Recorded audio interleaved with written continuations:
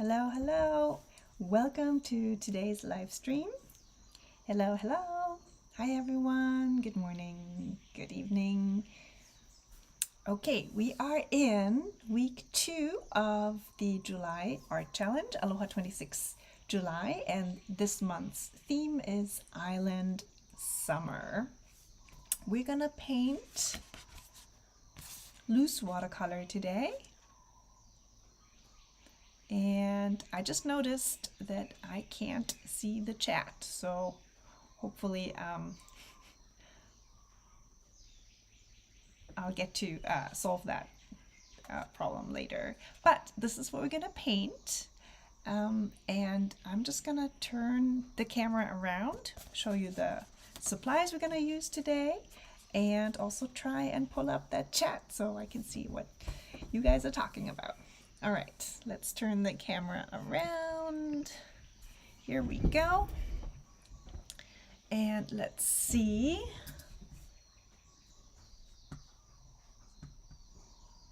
Okay, well, at least I have it up on my other computer here at my desk, so I can look over there. But let me try just real quick if I can pull up that chat. Otherwise, I have to turn my head over every time. But I guess that's fine too. Yeah, okay. So, hi Louise, hi Laura. Hi Tracy, Mom, Nadine. Welcome everyone. Okay, so I have not managed to pull up that chat. I might look into that a little later, but let me first show you how I got to the final painting. I made a sketch first in my Royal Talens Art Creations sketchbook. So I made this sketch first, real quick, just watercolor and a little bit of colored pencil, and I have to say I really like it. I really like this approach when I have no pressure and I just want to put an initial sketch down. And I usually end up liking these the most. So even though I repaint everything a few times, and I mean, it's not that I don't like this or this for that matter, but yeah, I just have, you know, I just feel good about the first initial sketch, I guess because it's low pressure. I wrote down all the supplies that I'm going to be using today in the stream in the caption down below in the comment box already, so you can look it up if I may be talking about supplies you haven't heard before. For example, this one here, this paper is a KHADI handmade cotton paper from India. This particular one is very thin, so the paper buckled when I did this painting. However, I do love this paper. It's really nice. They have thicker paper too. This is only 150 GSM. And you might notice that I left out the boat in this one. So yeah, I'm gonna have you guys decide on boat yes or no. This is the one with the boat here. And I kind of feel it's overcrowding the painting a little bit. What do you guys think? Yeah, I was contemplating not putting the boat in today. I know I have it in the template I sent out with the newsletter, but yeah, can I have your vote? Do you want the boat in, or should we just do without the boat? Let me know in the chat. Let me see if I can put that up. Okay, I'm still trying to find the chat. No, okay. Okay, Kerstin says she likes the one without the boat better. Yeah, same. However, if you have already drawn your pencil outline on the watercolor paper. You can try and carefully erase it. I know it's a bit tricky to erase pencil from watercolor paper, or you can just subtly paint in the boat. But if you haven't done the drawing yet or the sketch yet, then you can just leave it out. I think I'm gonna go without the boat today. As for paper, I'm gonna use Hahnemühle Expression. This is also a cotton paper, 300 GSM, 140 pounds. This is one of my favorite papers ever. I use this to paint my calendars, my bird calendars. It's easy to scan because the surface is not too rough, not too texturous, but it still has, good tooth for watercolor. So I really like this paper. And again, I have written down all the materials in the description box down below. Okay, let me pull up the photo that we're gonna use today. This is from Pexels, PEXELS.com, which is a platform that offers free and royalty-free photos to use. Okay, so we talked about the paper. I have different types of brushes today. Where is my other one? Oh, here. All right, so yeah, a whole array of brushes today. We're gonna start with this wash brush. So it's kind of like a flat brush, but it has very soft bristles. And this is just to initially lay down water all across the paper. Then I have this guy here. This is a Filbert brush. I kind of like this whenever I have to paint lines or like thicker areas, like for example here, the beach. That was basically just 1 or 2 strokes with this Filbert brush, and I also really like it to lift paint. And I have my Alohawatercolors travel brush size 8. This is a very pointy brush or pointy tip, so I usually don't even need a smaller brush, but I just have one ready just in case. This is a round brush size 3. So 4 brushes all in all. As for paints, I have my own handmade Alohawatercolors. This one here, the pink one, is from the Wabi Sabi set. The color is called Sakura. Oh, I didn't write it down. It's like a pastel pink. And then I have, these are also my handmade paints. This is one of the palettes I make when I teach watercolor here in person at the local art center. Then this is what my students get. And this is the palette, I still have left over, so I kind of want to use it. So this is cobalt blue. I have synthetic indigo over here. And then this is like a peach pastel. I think you're going to be totally fine if you only use one pinkish color today. So you don't have to have a peach and a pink pastel color. That's totally fine. And whatever dark blue you have, indigo type of color is gonna work. You can also mix blue and black. And then again, this is cobalt blue, but you can also use a different type of blue for the sky, like ultramarine or phthalo blue. And then I have a colored pencil. This is an inktense. The color is deep indigo. I'm gonna use this instead of a pencil today to just draw the initial lines. I'm also gonna show you or explain to you how I did this whole thing without a sketch. So basically I taped all the borders and then I used the tape to create the lines here of the beach. So I actually did not draw with pencil at all for the initial sketch. I just freehanded this, and then I used the tape to create that line. All right, let's start with taping the borders. Make sure that you use a combination of paper and tape that you already know works together, because honestly there are papers that will rip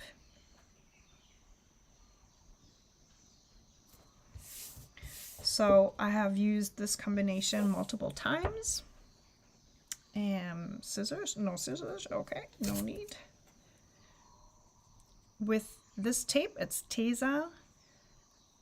This is from Germany, and I don't think this is available in the US. I apologize that I'm using this actually, and you can't get it in the US. But you know, there are so many tapes available for artists, and honestly, the regular washi tape, decorative Japanese washi tape, works perfectly normally. You know, like the cheap kind.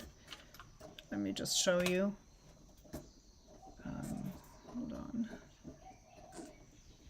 Yeah, just, you know, these typical decorative washi tapes also do a great job. You want something that's fairly low tack. And then just make sure you press down the edges, especially the ones pointing towards your painting, so the water doesn't seep underneath. Okay, look over to the chat.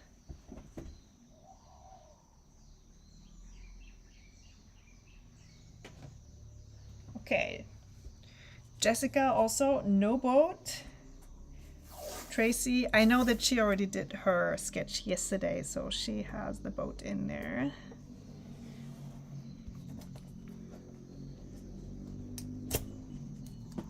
Okay, so we're gonna start with laying down water, and if you've watched my video on Instagram, you have probably seen that I just dropped the water on the paper like that. I'll just do this again, but maybe not as much as yesterday. Kind of got out of hand. You don't have to do that. This can get pretty messy, and you will probably have to mop up some. And then with my large wash brush, I'm just gonna move this puddle from top to bottom. And if you have pools of water, just mop them up. And again, this is probably not the professional method. You can also just, you know, wet your brush and go left and right on your paper with your wash brush.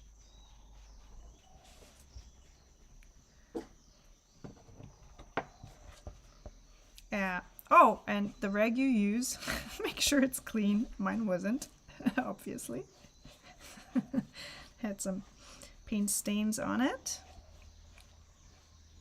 Okay, so your paper should have a sheen, which you can usually see when you move it around like this, and you have reflections of your lamps or of the natural light that you're using from the window that you can see. So this is a good moisture. This is actually pretty wet, I have to say. So I'm going to dry my brush and go over it one more time with my dried brush. Okay, now with the same brush, I'm going to pick up cobalt blue.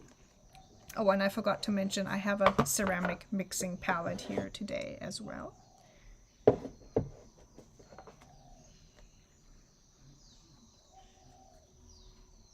Picking up some of my cobalt blue, and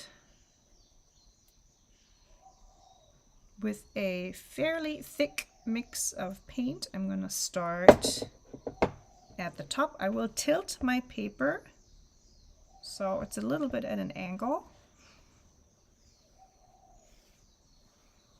and apply the blue paint in even strokes left and right. And then I'm going to load up again on some more paint. Watercolor always dries lighter, so you want to make sure, if you don't want to add another layer, that is, that you put down enough paint so you have the amount of color on the paper that you want later. Okay, let's grab some more paint. And you can see in the reference photo that there is quite a bit of blue, or, you know, more intense blue here in the upper right corner. As always, I'm not going to try and paint exactly what is on the photo. I always view these reference photos more as a inspiration. But I do like the way that the sky is very intense in this corner and then fades into pink and then white. If you use cotton paper for today's project, you're going to have a much easier time with the blends. If you're using thin paper or just regular wood pulp paper, you might find it a bit more tricky. So if it doesn't work, blame it on the paper. Okay, I'm going to do the same here at the bottom for the water, but I'm going to use a little less paint. Again, I'm tilting the paper.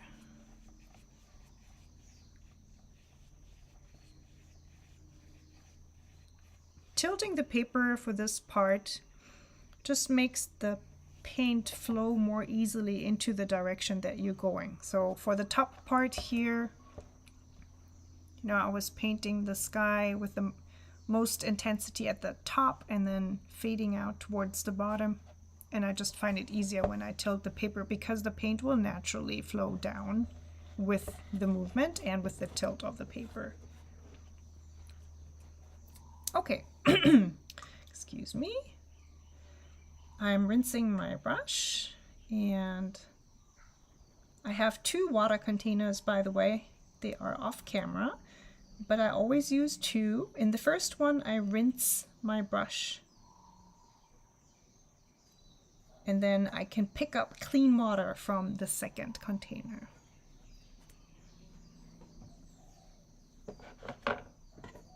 Okay, so I'm gonna grab my peach pastel next.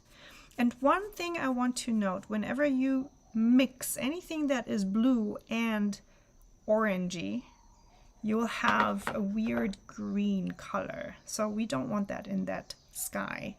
So I'm gonna make sure that the peach doesn't actually touch my blue too much.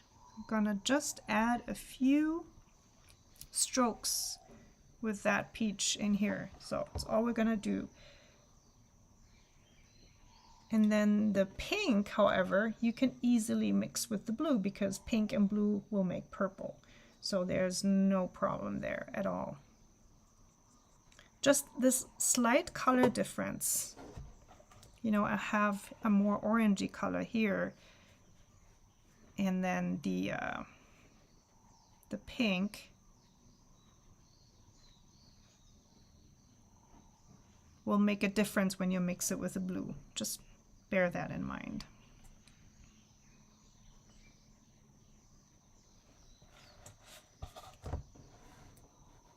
Okay, I'm gonna rinse my brush again, and now we're gonna have to dry the paper. But let me look at the chat first, if you have any questions.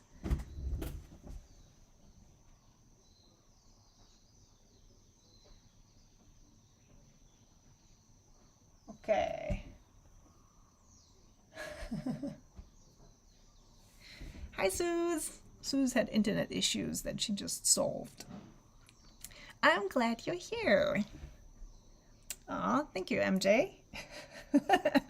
What a nice way to make a compliment.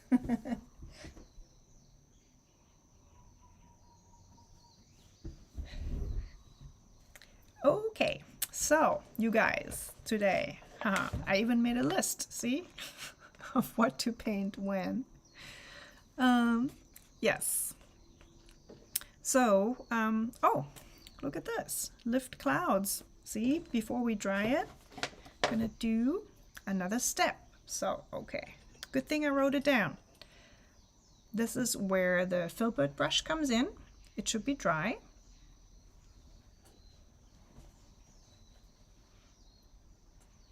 Actually, not really dry, so it should be moist. Have a tiny little bit of water. And then while the paint is still wet, very important. You can go in. If you don't have a filbert brush, no worries. You can use a flat brush, for example. Just use a brush that's not too soft, first of all, and preferably not a brush that's just a round brush. It's a bit more tricky. But if you have a brush that has fairly elastic bristles, not too soft, you should be able to lift off the paint like this. So you basically rub your brush on the paper, lift the color, and then rinse your brush in water, wipe it on your towel. So it's a lot of wiping, cleaning off. And there are colors that work better with this technique than others. So for example, cobalt blue is super easy to lift, whereas phthalo blue is very difficult. Whenever you buy watercolors, you can look it up, or before you buy your watercolor. So just search on the internet, for example, blue, easy to lift blue watercolor, and then you'll have some suggestions. So cobalt blue, the pigment stays more on the surface of the paper, and then it makes it easy to lift, whereas for example phthalo blue goes right into the paper fibers. It just bonds real quick, and then it sits in the paper fiber, and it's almost impossible to get it off. Which of course, has also advantages depending on what you want to paint. Say for example, you want to paint foliage and have a nice green layer at first, bottom layer that you, for example, want to paint over with other details, other leaves. Then using a color that doesn't lift easily is coming in really handy. But for example, if you want to paint a sky and lift some clouds, cobalt blue is always a good blue to go with. Yeah, I think that's enough. I just wanted kind of like a hint of that. It's actually more pronounced than in the photo, but again, I'm not going 100% after this photo. Oh, sorry, I think I just hit the microphone. Apologies.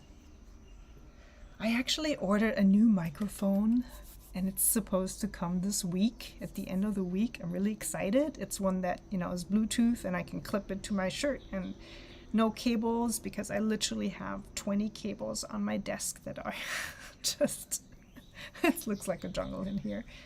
So yeah, hopefully that's gonna make life easier here for the streams and everything. Okay, so let's see how wet this still is. Yeah.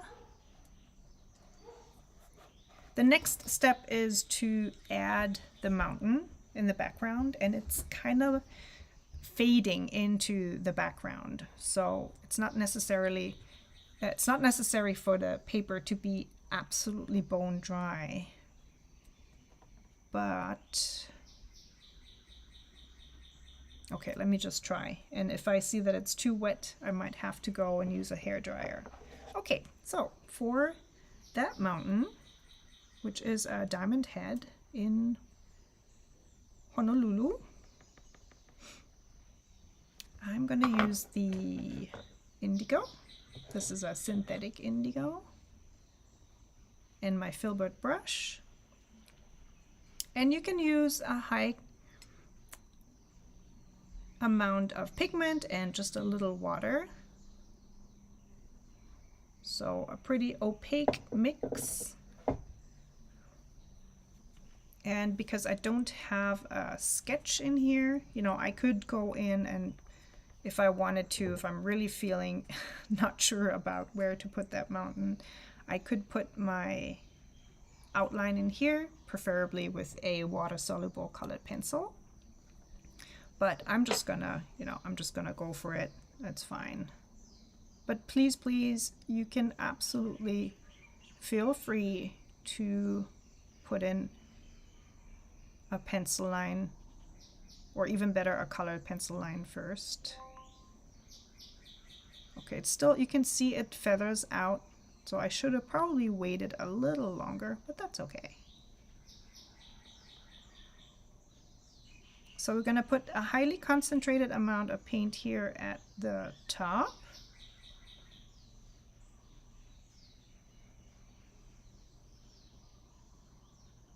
And then next step, we're going to fade it towards the bottom. However, I'm going to use my round brush, size 8, to paint those buildings here on this side. Just because, you know, with the Filbert, it's going to be a little more tricky to get those more rectangle shapes in.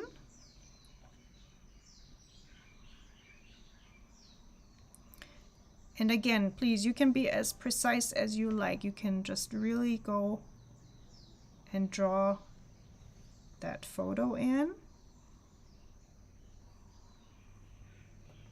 But I'm just gonna eyeball it. And look at this, because my paint feathers like this, it looks like I have little tiny trees and bushes growing there. Not too bad. It's kind of fun.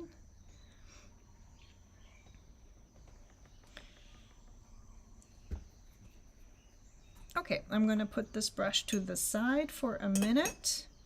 Going back to the Filbert brush, make sure you clean it all the way. You dab it a little bit so it should not be sopping wet. And now you're going to take the brush and gently move the paint down.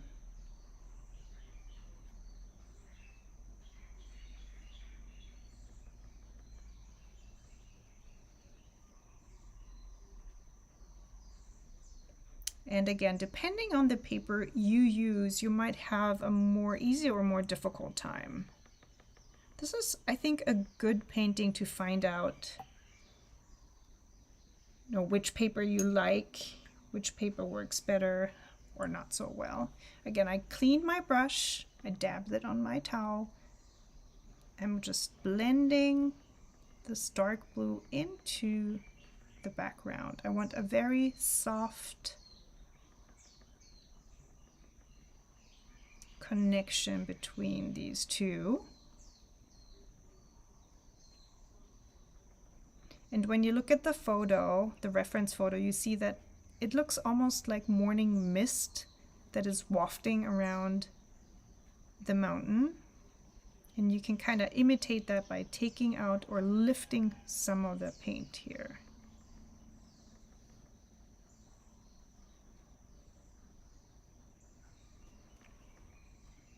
Okay.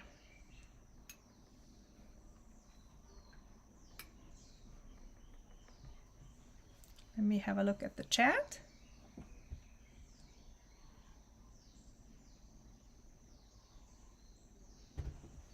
Thank you, MJ. I take it you're just watching today, not painting. This is probably good to actually watch now and paint later, probably.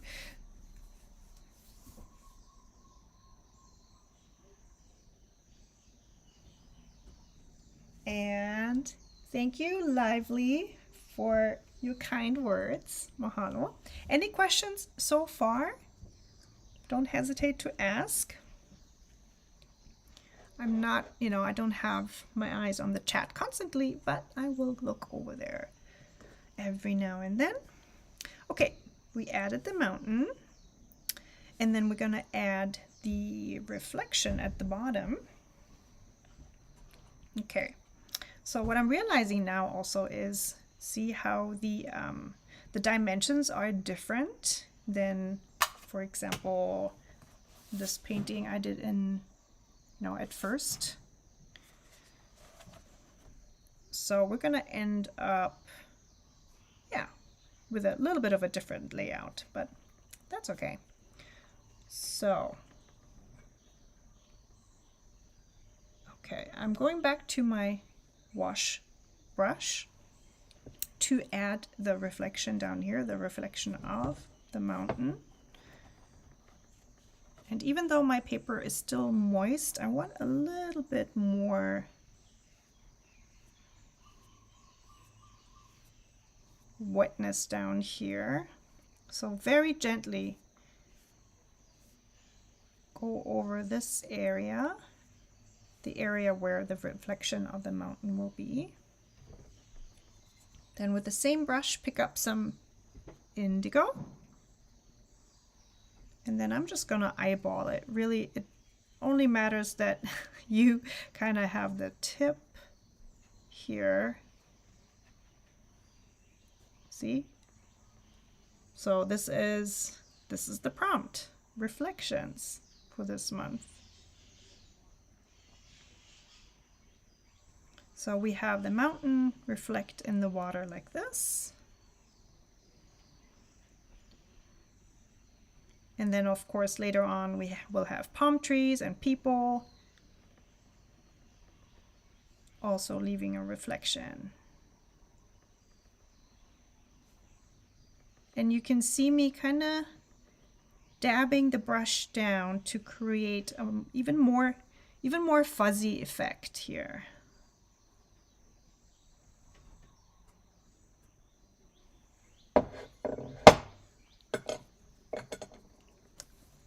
Okay, and then next, number 6 says just dry. So we'll do that.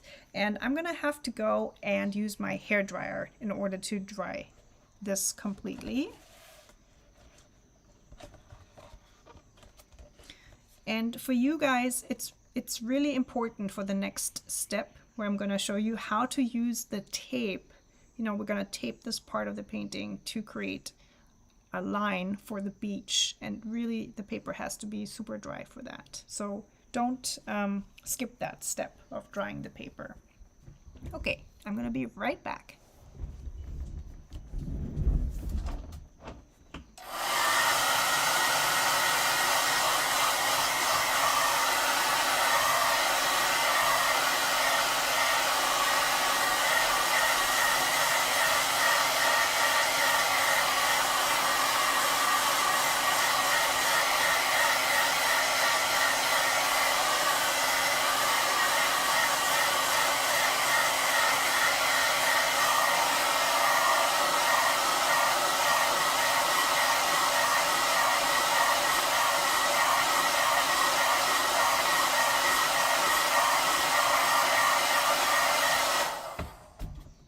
Should do it.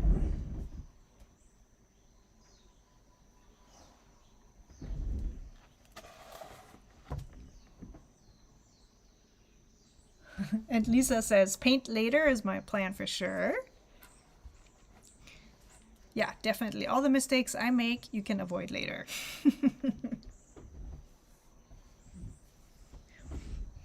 Okay, so there are 2 ways for the next step. If you have drawn your sketch with pencil first, you know, you can totally just do this without tape. But I thought this is a neat trick for you to just maybe look at one time, and then you can decide if you want to try that out in the future sometime maybe. Okay, so put the tape down, I'd say just here. So I chose this spot, you know, where the peach color ends. I want a little bit of space so I can put in the K. What's another name for that? In German it's Steg. No, or pier maybe? It's a pier, I guess. Yeah, so the pier comes here. So I want to make sure I have enough space here.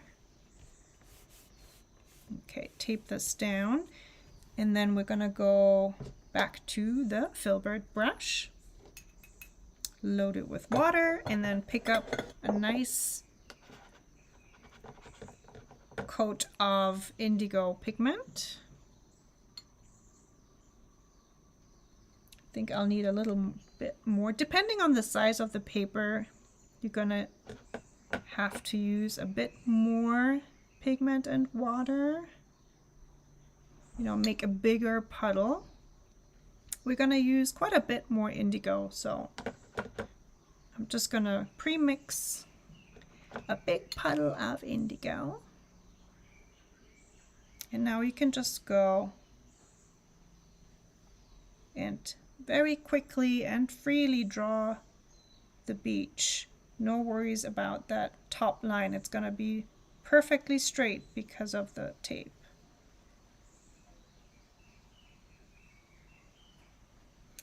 Okay, and then down here I'm going to add another line. So as I mentioned earlier, my dimensions are different today, which changes a little bit of the look of my painting. So I want to make sure that the bottom of the beach line here kind of coincides with the reflection of this mountain. You can leave a little bit of a white space in between, that's fine. And you know, honestly, this can look a bit more abstract too. I'm not going for a 100% realistic look.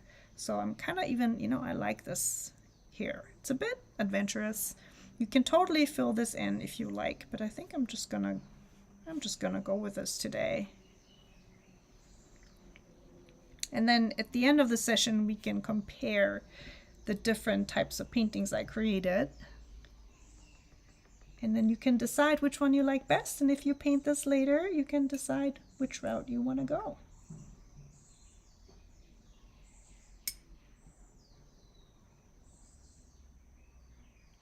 All right, next step, we're going to paint the reflections in the water, which is, you know, usually not what you would probably do. You'd continue here, but because this is still a little wet, I want to wait a little longer before I take off the tape. Okay, I'm gonna switch to my size 8 round brush, and then using the indigo mix, I'm gonna put in my first palm tree over here. And make sure you're a bit wobbly with this paintbrush, especially towards the bottom. This is the reflection of the palm tree. And because, you know, you have a little bit of movement in the water, it's not going to be a very crisp line at all. See, I'm moving my paintbrush left and right a little bit.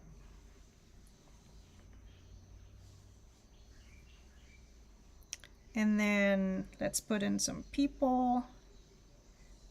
And you can see me really just doing blobs here.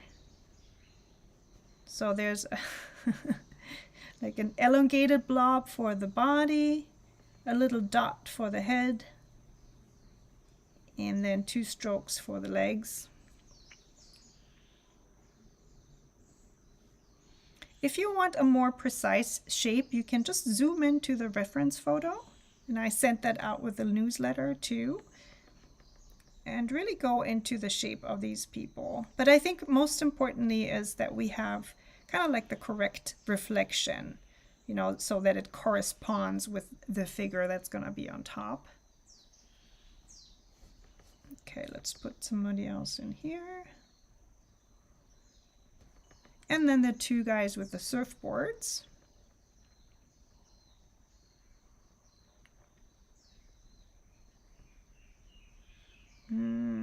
It's a bit close, huh? Maybe put that, yeah, I'm gonna put them here. So naturally these guys are upside down, right? Because this is the reflection. Okay, if you wanted to paint in the boat, now would be the time, you know, to put in the details of the boat here as well. I'm going to leave it out because no boat for me today. I really didn't sleep well last night, so I'm actually super tired today, which is probably also why things aren't going 100%.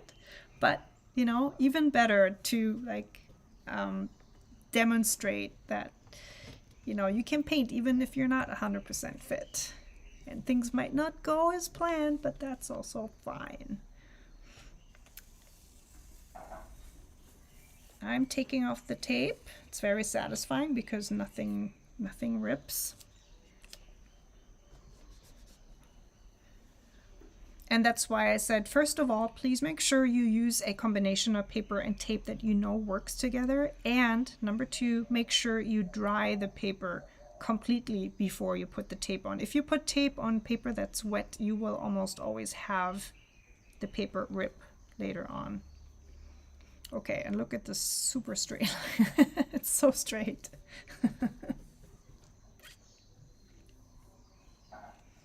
All right, next we're gonna put in that little bit of ocean. You can see it in the reference photo between the beach and the mountain. It's just a, sliver of blue. I'm using my Filbert brush again.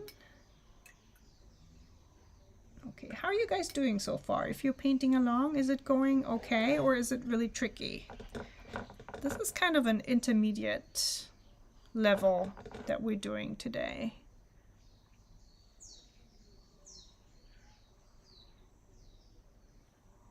Okay, let's water it down a little bit. I want a fairly watery mix of this cobalt blue. It's the same blue we used in the sky. Okay, and just fill in some blue here.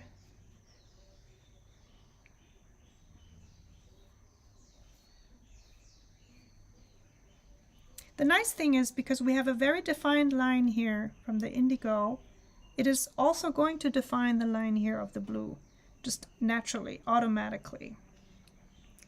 The only thing you have to kind of take care to do with the blue part here is to get the top line relatively straight here, yeah, because this is the ocean.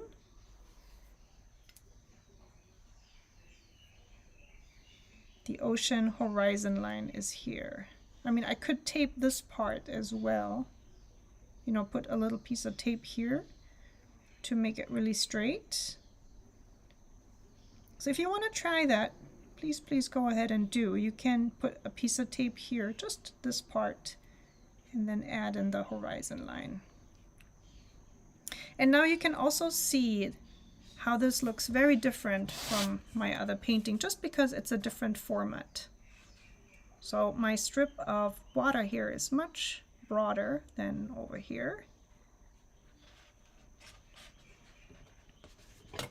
So if you want to follow along the reference photo, make sure that the dimensions of your paper, or the area you tape, is a bit more long than wide. I have probably, I'd say, a relation of 3 to 4 here, and you might want to do more like 9 by 16. Okay, let me just quickly look over to the chat.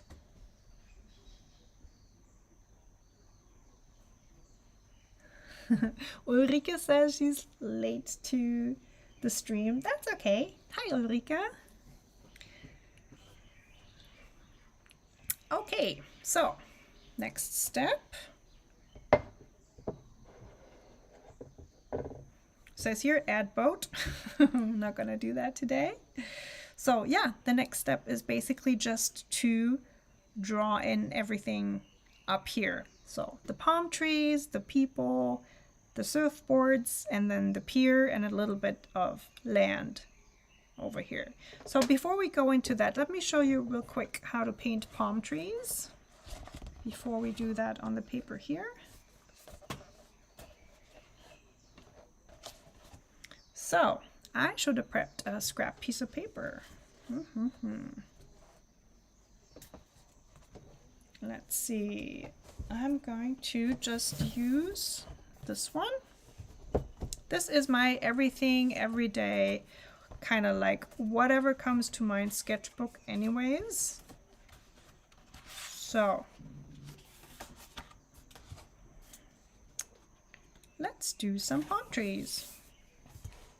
So basically a palm tree usually has a very skinny, long trunk like that. And then you know, the top is basically what I call crazy spider. So just imagine some crazy spider legs. Uh-oh. Oh, okay, we're back. That was weird. I don't know what just happened. Huh, okay, sorry, you guys. Yeah, so crazy spiders on top. And then from these fronds, you have little leaves coming off like that.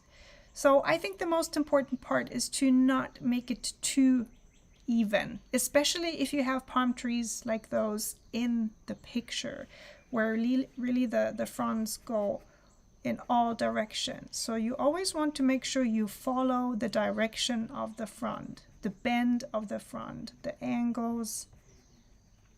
So what I mean is you do not want to create a palm tree that has just, you know, straight leaves like that. To me, it looks kind of unnatural. You want it to be more wild looking. So I'll translate it into watercolor. You have a dark trunk. It's always skinnier at the top than at the bottom, so the bottom gets a bit more thick. You usually also do not really have very straight palm trees, at least in Hawaii. We have very funny looking palm trees. Some of them have, you know, like very little, very fun twists and bends in them. And then for some of these fronds, you can actually start with a blob like this, then continue and add a few single leaves. Then you can do just a line and add those leaves, and always follow the curve. So you draw your line bent like this, and then you follow the curve. You twist and turn these leaves in all directions.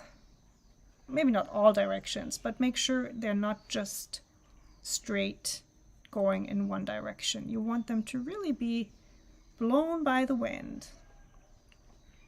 Again, you can also do just a blob to start with.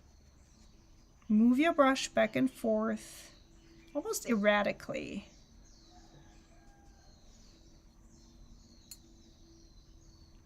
And then I usually add a few drops of paint in the center of the palm tree to make the center look a bit darker.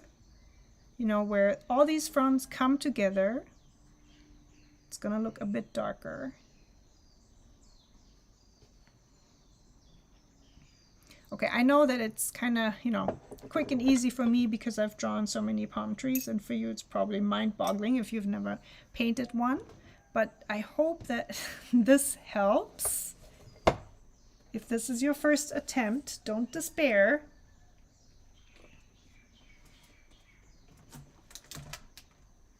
So, to recap, the trunk is straight-ish, but not too straight.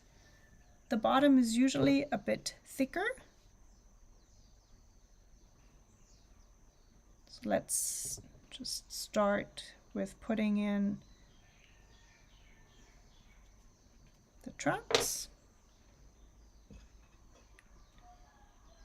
I'm using my size 3 round brush. I'm gonna pick up a little bit more paint. So, okay, recap.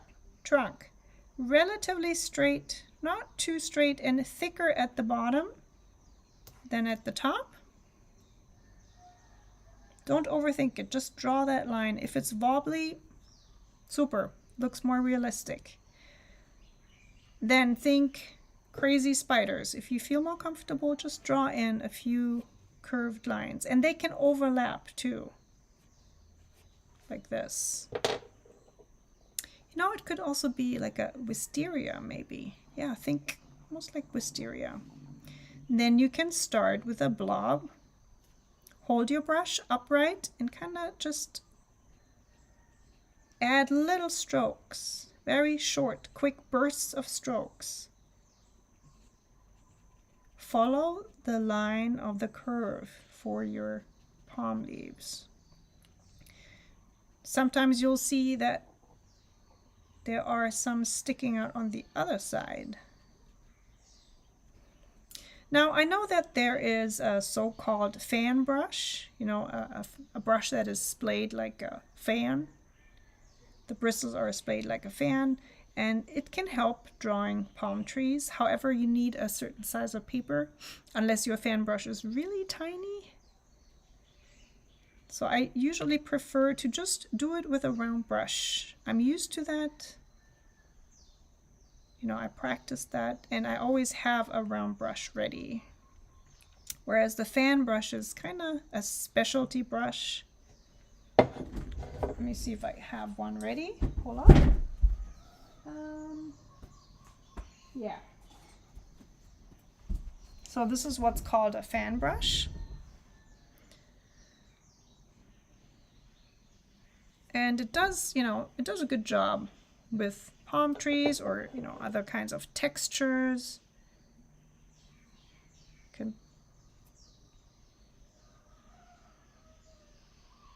So basically just with one stroke you have a whole bunch of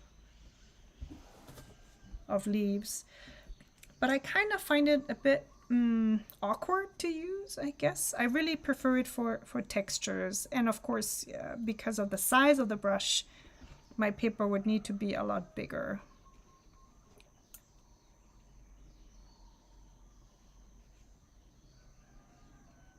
So just moving my brush left and right, back and forth. And let's see, can do one that is a bit crazy going up here. So most of all, don't worry about what your palm trees look like. Don't make them too clean looking. They can be a bit wild. They can blow in the wind. It's fine. And you definitely want a certain amount of opacity. You do not want to be able to see the strokes of the ocean. So add a bit more paint to make the trunk more opaque, if need be. So we're really drawing silhouettes today. Okay, so we have our palm trees. Let me move this up a little bit. Do you guys have any questions so far? I hope this is going well for you.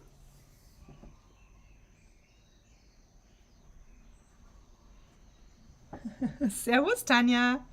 Mei, seid ihr alle spät heute, obwohl es schon so spät ist bei euch. Sowieso, gell? Schon fast 10.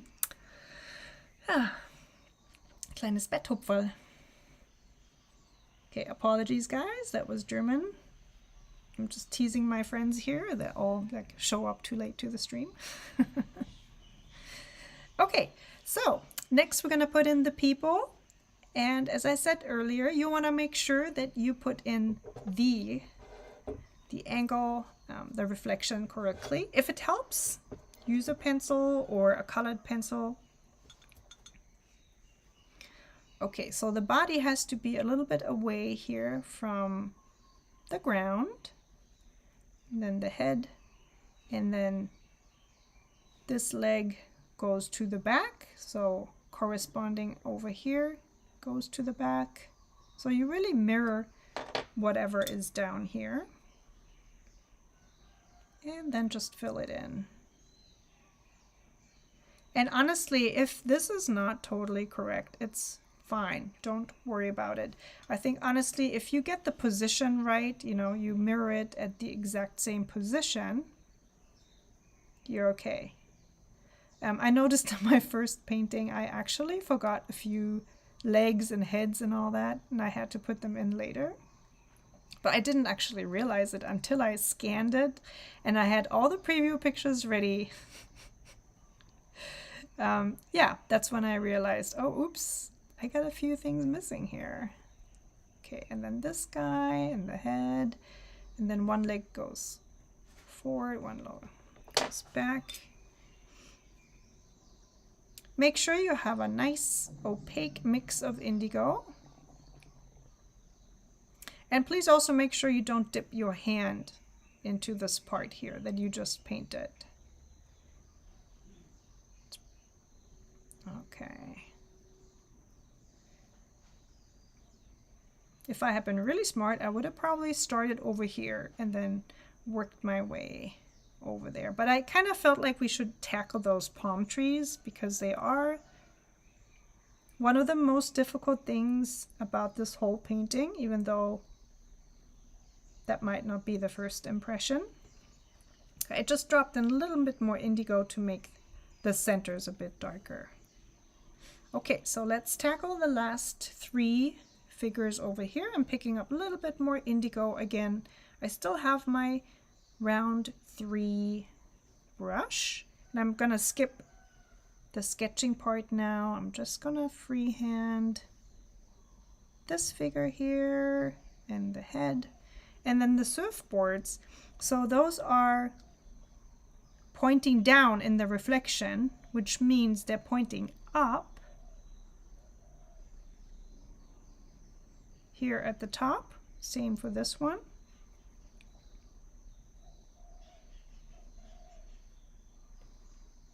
And the body, the head, body, head, and then the feet or the legs.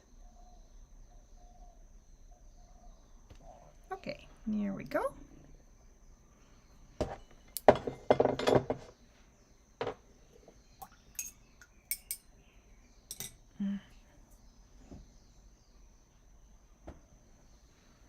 Ulrike said she had a really long work day today. Wow, that sounds long, Ulrike. That sounds like a tough job to work so long in the middle of the week.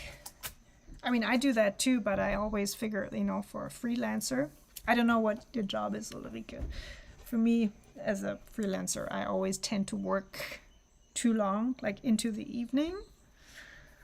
Yeah, it's so tempting, you know, when it's stuff you love to do, like painting and prepping paintings and live streams and stuff, then yeah, it can get late. Okay, so all we need to do now is to put in that little piece of land and the pier.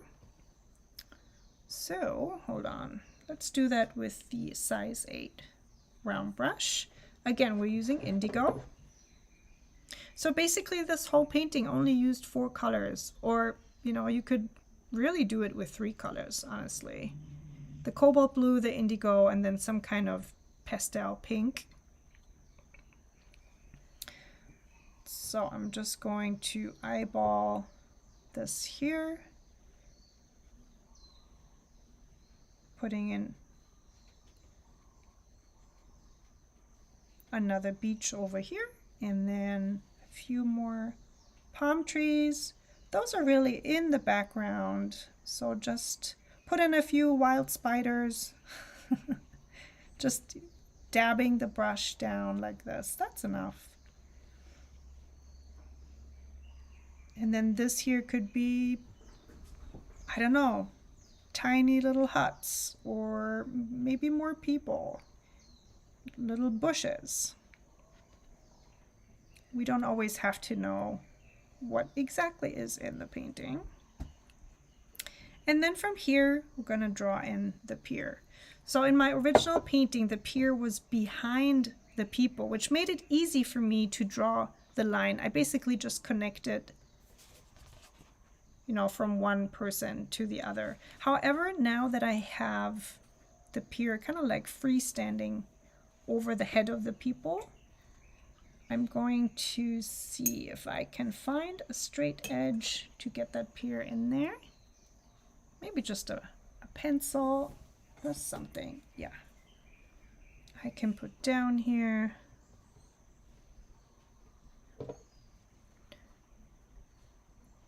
And then just mark that line. We're gonna go all the way to that first palm tree here. And I'm switching to my size 3 round brush, picking up some more indigo.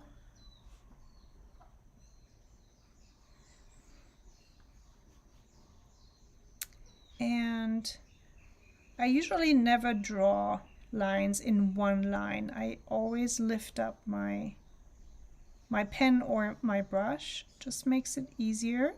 If you like, you can fill in that line later if you really want one continuous line, but I'm actually really not that worried because we're gonna make those lines disappear by putting in some foundational posts.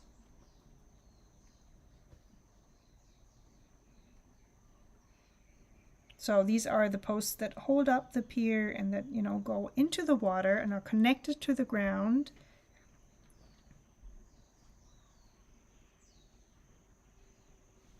And then these are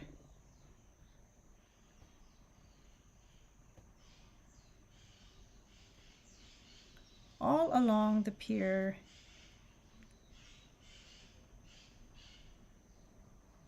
Too tall, too low.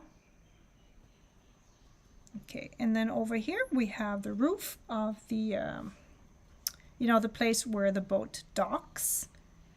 So that's just gonna be one quick line.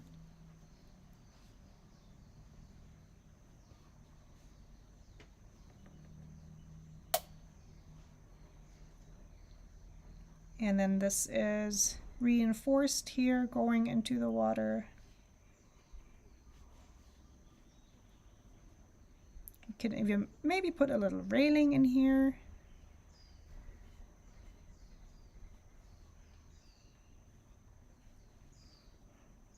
Okay, so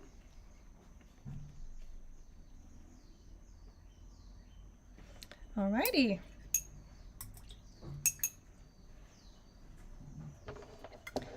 Okay, and for those of you who are late to the stream, I know that there was a boat in the original painting and also in the template I sent out. So I did put the boat in.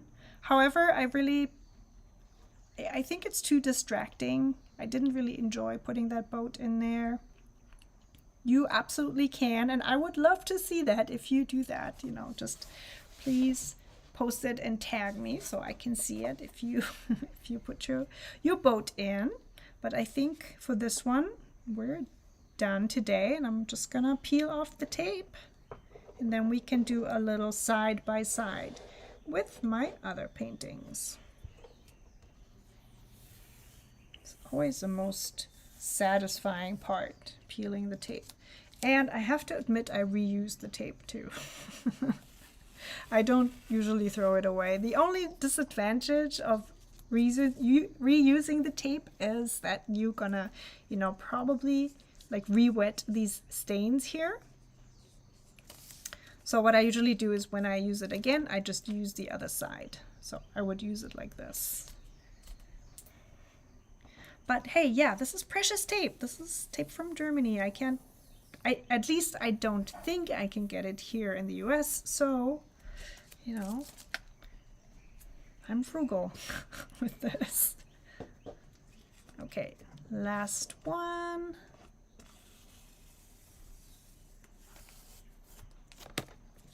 Okay, I'm gonna change the view one more time because we don't need that reference photo anymore. Okay, so again, you do have that reference photo in the newsletter I sent out.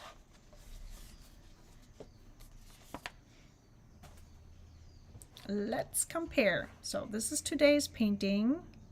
I actually really do like that the ocean has a bit more space here as opposed, you know, over here the ocean strip is much smaller.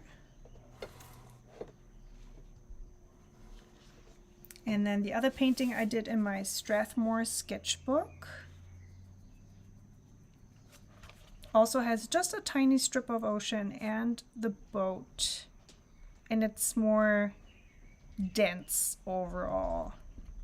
I also, if you've seen that video, I put down a lot of water at first, like really a lot. It was way too lot. So I had water getting under the tape and it was a pretty big mess. I think I kind of saved it at the end, but definitely recommend thicker paper for this session or for this technique, you know, of trying to blend wet and wet to create a gradient. I definitely recommend cotton paper and at least 140 pounds or 300 GSM for this technique, which is this paper. And this wasn't. This is much thinner, and you can see it did buckle. It did give me some trouble too, but I do love this paper. So, you know, I ended up being able to work with it. But having a paper pad where the sides are taped down, so I know it doesn't look like it, but actually the whole pad is like glued on on four sides. It did come off of the backing board, but still, you know, the pages are still glued together. And then in this part here is where you would like take it off eventually. Okay, my dears, excuse me. I hope you enjoyed today's session. I'll see you again next week. We're gonna have another live stream next week. Let me show you. I don't have the final painting yet. I only have the sketch. This one. The prompt is relaxing, and I'm gonna do a silhouette with palm trees again, and a hammock and a sunset. So something like this, something similar we're gonna do next week. The preview is already up on YouTube. And as always, I would appreciate it if you left a little comment down below, a thumbs up if you enjoyed the live stream. Please don't forget to post on Instagram if you have Instagram, and tag me at Alohawatercolors and the Aloha Studios. I will write down everything, all the materials down below in case I have forgotten anything. I think I remembered to write down everything, but just come back and check in about 30 minutes or so. If you have a question about any of the supplies I used, feel free to, of course, also ask it in the comments. Everybody have a great day, great evening, and I'll see you again next week. Until then, happy creating and aloha. Bye.